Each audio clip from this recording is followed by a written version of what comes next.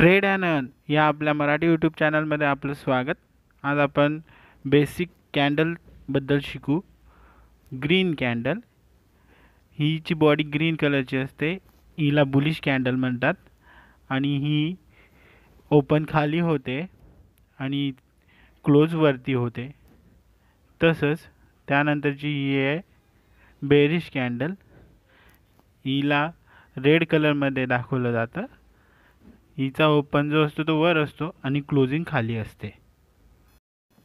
आता या कॅन्डलचे 5 प्रकार असतात. त्यातला पहिला आहे मोस्ट बुलिश, म्हणजे याच्यात बायरची ताकद खूप जास्त असते, जे की मार्केटला वरतीच नेतात, खालून डायरेक्ट वरपर्यंत. त्यानंतर आहे सेकंड मोस्ट बुलिश, यात सेलर ॲक्टिव्ह असतात, ते ओपनिंग प्राईसपेक्षा खाली नेतात, पण तरी बायर तिथून परत मार्केटला वरतीच मूव्ह करतात. तिसरी आहे नॉर्मल, यामध्ये बायर आणि सेलर दोघी ट्राय करत असतात, त्यामुळे याला विग्स बनतात किंवा त्याला शॅडो म्हणतात, ते दोघी साईडने बनतात. आणि एक न्यूट्रल, यामध्ये सेलर आणि बायर दोघी ट्राय करत असतात, ते प्राईजला कोणत्याही दिशेला नाही नेत, त्यामुळे ह्याला इनडिसाइडेड कॅन्डल पॅटर्नसुद्धा म्हणतात. आणि पाचवी आहे जी ग्रीन, जर ही टॉपला बनली तर ही ग्रीन असून देखील बेरिश पॅटर्नचा संकेत दिला. तसंच बेरिशमध्ये देखील मोस्ट बेरिश, जी टॉपवर ओपन होते आणि क्लोजिंग खाली भेटते, याला शॅडो किंवा विग्स नसता. सेकंड मोस्ट बेरिश, हिला बायर प्राईस वरती घेऊन जाण्याचा प्रयत्न तर करतात, पण ते क्लोज वरती नाही करू शकत. आणि नॉर्मल बेरिश, बायर ट्राय करतात पण क्लोजिंग नाही देऊ शकत. आणि इनडिसाइडेड, यात बायर आणि सेलर दोघी ट्राय करतात पण डिसिजन होत नाही आहे, त्यामुळे मिडललाच राहतं. आणि लास्टचं तेच आपलं, जी दिसायला तर बेरिश आहे, पण ती जर बॉटमला बनली किंवा एखाद्या सपोर्ट एरियात बनली तर त्याने मार्केट बुलिश होऊ शकतं, असं संकेत देणारी.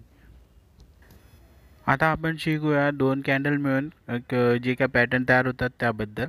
हे बेरिश एंगल्फिन, यात दिसतं असं आहे की मार्केट वरती जाण्याचा प्रयत्न करत आहे, बायर्स वरती नेण्याचा प्रयत्न करतात, पण सेलर्स जे आहे ते त्यांच्यापेक्षा बायरपेक्षा जास्त ताकद आहे, कारण की ते खाली क्लोज करण्यात यशस्वी झाले आणि ती जी कॅन्डल आहे तिला पूर्णपणे झाकून टाकलं आहे, म्हणून हे बेरिश कॅन्डल.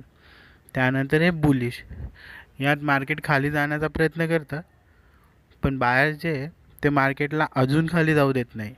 इथे बायच्या ऑर्डर्स एक्झिक्यूट होतात आणि मार्केट वरती जातं.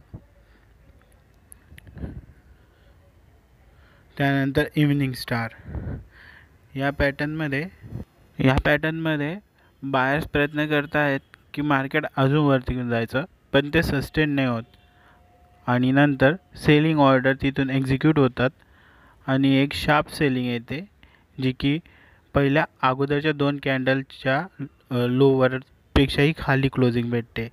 तसंच मॉर्निंग स्टार, हे स्ट्रॉंगली बुलिश पॅटर्न, यात सेलर्स ॲक्टिव्ह असतात, पण एक टाईमला त्यांची ताकद संपते आणि तिथून मग बायर्स कंट्रोल घेतात आणि बायर्स हे सेकंड लास्ट कॅन्डलच्या वरती क्लोज करायला तयार राहतात. त्यानंतर बेरिश पिन बार, यात बायर प्रयत्न तर करतात मार्केटवरती घेऊन जायचा, पण त्यांच्याकडनं सक्सेसफुल होत नाही आणि सेलिंग हवी होते. तसंच बुलिश पिन बार, यात सेलर्स तर प्रयत्न करतात पण ते खाली क्लोजिंग देऊ नाही शकत, त्यामुळे मार्केट वरती जाते. पुढचं पॅटर्न आहे बेरिश हरामी समजून हे काही वाईट समजू नका, हे तिकडच्या लँग्वेजमध्ये त्यांनी तसं ठेवलं आहे. यात छोटी कॅन्डल बनते इनसाइड आणि बुलिश हरामी, यात लाल कॅन्डल नंतर ग्रीन कॅन्डल छोटी इनसाइड बनते आणि नंतर मार्केट बूम होतं. मार्केटचे एकदम बेसिक कॅन्डल पॅटर्न सांगण्याचा प्रयत्न केलेला आहे. तो तुम्हाला कसा वाटला हे नक्की कळवा, कमेंट करा आणि जर आवडलं असल्यास लाईक करा आणि मित्रांसोबत शेअर देखील करा.